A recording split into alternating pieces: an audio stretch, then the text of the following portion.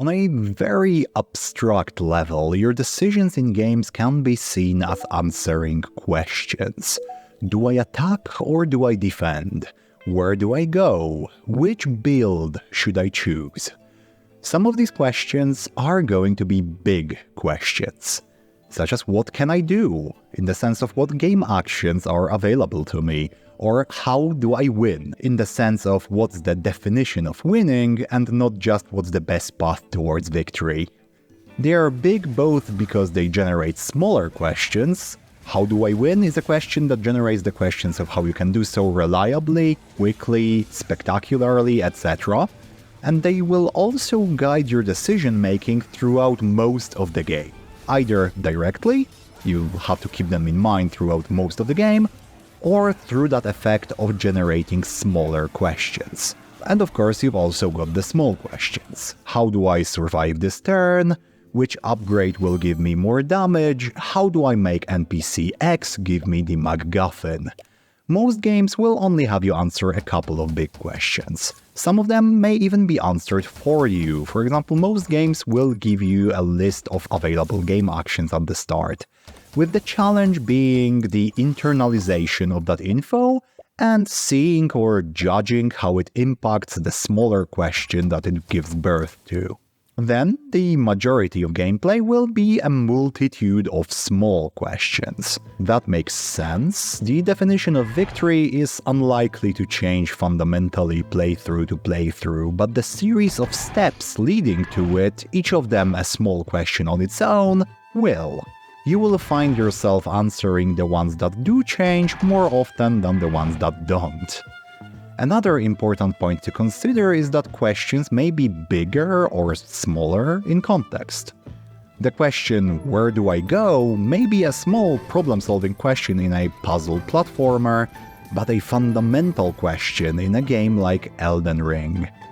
Your answer to that question in Elden Ring will have an effect on your immediate difficulty curve, build options, the type of enemies you'll see and won't see. It may activate some quest lines and lock you out of others. So even though it's the same question on paper, where do I go? One generates many more small questions pertaining to the elements that I've just mentioned due to the specifics of the game that it appears in. That's one context element that changes. As a result, it's perceived by the player to be much more fundamental, much more all-encompassing. And player perception's kind of a big deal, so if it makes the player see it as fundamental, it might as well be. But there is a subset of games that are different from the ones that I just mentioned. I like to use the name mechanics exploration games to refer to them, and they are special because they provide relatively little assistance in answering their fundamental questions. Where quote-unquote traditional games are mostly explicit in the answers to the question, for example, what can I do? In the sense of what game actions are available, these games might not be. Now, that's also different from sandboxes, which also ask an open-ended fundamental question of what do you want to do, but it's a question without a concrete answer apart from whatever I find fun.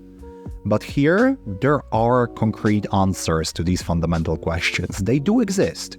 They are just obscured, intentionally by the developers. Despite that fact, the uncovering of these answers on your own is not tedious, it is in fact a big part of these games' appeal. Where most games will have you experiment mostly to answer small questions. What's the most effective build? You can find a calc or a tier list, or you can puzzle that out on your own by trying as many different ones as you can and forming your own opinions. Which way is faster? You can just try them both and see for yourself. Which weapon does more damage? Equip one, smack. Equip the other, smack again. Easy peasy. But in these mechanics exploration games, the task of the player is to figure out through that same process of trial and error, intuition and reasoning, both deductive and inductive, the answers to fundamental questions. What do I do in this game? What interactions with the game world can I make as a player? What is the end goal of the game? Instead of being given freely, the answers to these questions require making use of that familiar process of experimentation. And differently sized questions may lead you to different sized answers. Answers that differ in scale, type, and flavor will indicate that the questions they answer are small. If the answer to what's going to happen is fire damage, but you're pretty sure that all the possible answers were some types of damage, then the question you were asking was small. But if the category of answer itself is unknown, if I don't know if my action is going to result in damage, nothing, the enemy picking up my projectile and throwing it back at me, the enemy dying instantly, or the game crashing, now this type of uncertainty shows that I, as the player, am trying to answer a fundamental question. This is made possible, of course, by the game providing you feedback. That's the difference between the game being irritatingly unclear and satisfyingly explorable. The game should, and often does, provide you with information on whether your experiment worked, even if it initially obfuscated the info you're trying to gather. This was clear as early as 2005, with the right to feedback being one of the elements of the Bill of Player Rights. And what I consider to be the apex of this idea is when you're asked to explore the fundamentals in non-malleable systems. So not just something with a physics engine that's malleable enough for the players to bend to match their perception and preconceptions, for example by finding a ledge that you can push an enemy off, despite the dev intention being something different, like you fighting that enemy. But I mostly care about examples where a similar feeling of ingenuity is provided, but where the options had to have been foreseen by the developers and consciously put in the game. An example of this would be immersive sims, like Thief or Deus Ex. Immersive sims require having a set of rules to their game worlds that are put there by the developers to create interesting problem-solving possibilities. Should these rules be out of sync with possible player ideas on how they'd like to problem solve, we would have a problem. But the example I'd actually like to talk about today is Book of Hours. It and its predecessor, Cultist Simulator, on which I actually have another video. You can click the link on screen right now to open it up for later if you're enjoying this one. They both present another interesting design possibility. Being card manipulation games, their systems are very rigid. There is no physics engine to finagle here. And yet, as I've mentioned in my Cult Sim video, I refer to them as card-based immersive sims. And I could extend that expression to Book of Hours as well as Cult Sim.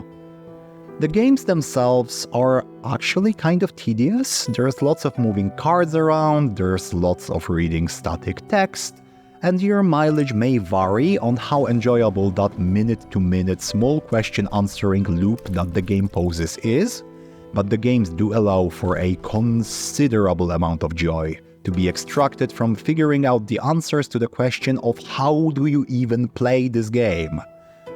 The consequences of most actions, the effectiveness of new tools, and all that will be initially obscured. Either fully obscured before you experiment, or maybe subtly alluded to somewhere, through some small mechanical indicator or even flavor text. The fact that the game obscures answers to questions both big, such as how do I progress, what can I do, what's my end goal, and small, how do I complete task X, what is the fastest, least resource-intensive way to progress, etc., greatly adds to the satisfaction of learning the answers to these questions. It's not as good as being told what they are, it's better. And even when these answers can be intuited from, say, elements of the UI, like the aspect icons, learning something before you experiment still bears that same feeling of discovery. That small but necessary action that you have to undertake, like finding that one tooltip, or inputting a novel card combo just to see what happens, reading a piece of lore that alludes to some mechanical possibility, all these make that knowledge yours. You wrestled it from the game, it was not simply given to you. In order to do that, however, a developer needs to be adept at predicting the player's behavioral train of thought. Again, this is a tightly controlled environment. Even if I have the best idea that fits the thematics of the game well, if the devs didn't foresee me having that idea, it's not going to result in a satisfying consequence. And here's an example of a sequence that I find supremely satisfying. I come up with an idea that I think should work, based on in-universe logic. You should be able to feed the cat, for example. I try to feed the cat. I find that my idea was preemptively implemented by the developer. I received 2 pieces of feedback. One is in-game information on what the effect was. The other is meta-information that what I just did was a valid game action. This creates an impression of mutual understanding between the designer and the player. A handshake across time and space, if you will, that's accompanied by a feeling of satisfaction. On the player's part, usually, unless the developer is watching somehow, by being watched. And the player's satisfaction doesn't end there. Attaching a sense of discovery to that first appearance of a game action or combination has a lingering effect of the player viewing that game action through a more positive lens. I was impressed the first time I was able to feed the cat, so the second, third, and perhaps 5th time it happens, I'm going to feel echoes of that initial satisfaction. Feeding my cat mackerels is functionally no different than assembling any other card combo, but because I found out it's an option through the aforementioned sequence and was suitably impressed with this idea being implemented, that process bears more positive connotations for me than, say, reading a book. Both make use of the same set of game mechanics, but one is attached to that feeling of discovery and the other one was given to me freely, thus the first one just hits different. The effect lessens over time, of course, as the novelty fades. And another thing that lessens over time is the amount of unknowns that a player has to answer within the context of figuring out a game. There does come a point in Book of Hours where you have the mechanics mostly figured out. You get how crafting works, you get unusual help, opening up new rooms as well, books, even cursed ones, will rarely surprise you, and there are only a few fundamental questions left to answer and few mechanical surprises to be had. At this point, the game switches to a more optimization-focused play loop, with a focus on answering the small questions. How that will impact your enjoyment will depend. A, you may like it, it's an enjoyable enough gameplay loop even if it's different. B, you may hate it. It's something starkly different from that initial process of experimentation, and your enjoyment may as well end there if it's not something that you enjoy on its own. C, the echoes of that initial exploratory satisfaction will persist, and so will your enjoyment for as long as that first one lasts. And D, you may find something else along the way, like the lore or the soundtrack, that will keep you going for some time going forward. That last one was me, by the way. The lore got me going for another 10 or 15 hours after I had the game mostly figured out. And now, well, I'm waiting for the House of Light DLC, which I'm hoping will provide not only more lore, but also some fresh mechanics for me to explore.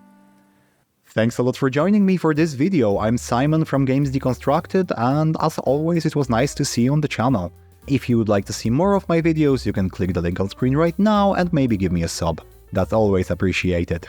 Thanks a lot for joining me, and I hope to see you in the next one.